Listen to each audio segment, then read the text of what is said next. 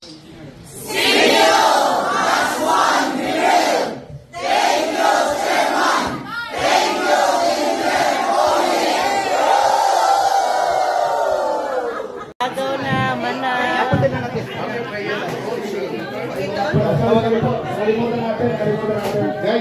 bago tayo maniwalay, prayer muna tayo.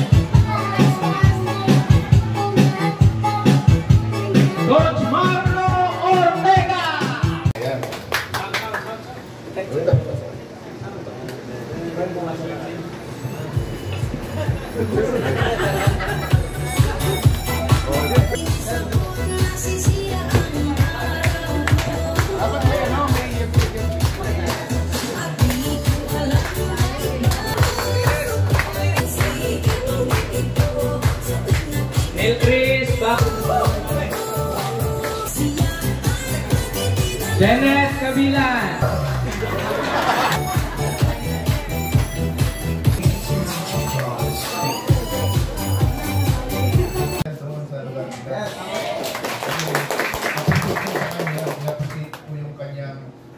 Yung kanyang husay sa leadership.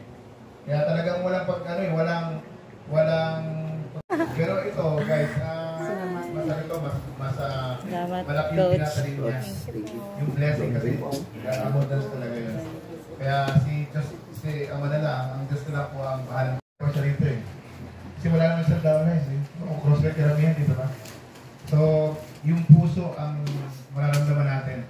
Alam niyo po, nakapag-review na kami sa head of Pinulong is part-time. Yes! I love you so much. Okay? Jose Gams Castillo po. Maraming salamat po.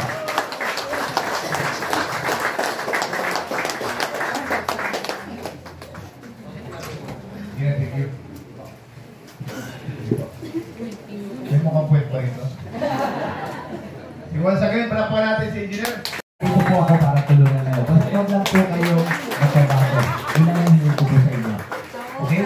Yung pasasalamat na ibibigay nyo sa akin, ibigay nyo sa mga tao na kailangan ng tulong. Recall mo na lang, ha? Di bale, pagdating na... Ito yung gusto ko kasi. Yung structure of persuasive presentation, dito ko tatapusin. Lagi nyo itong tatandaan. Anytime na kayo ay magpe-present. Okay. Gusto kong magsasabi. Ikaw isa daw, kasi may anak ko.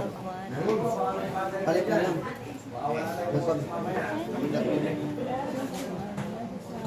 Lubat coach.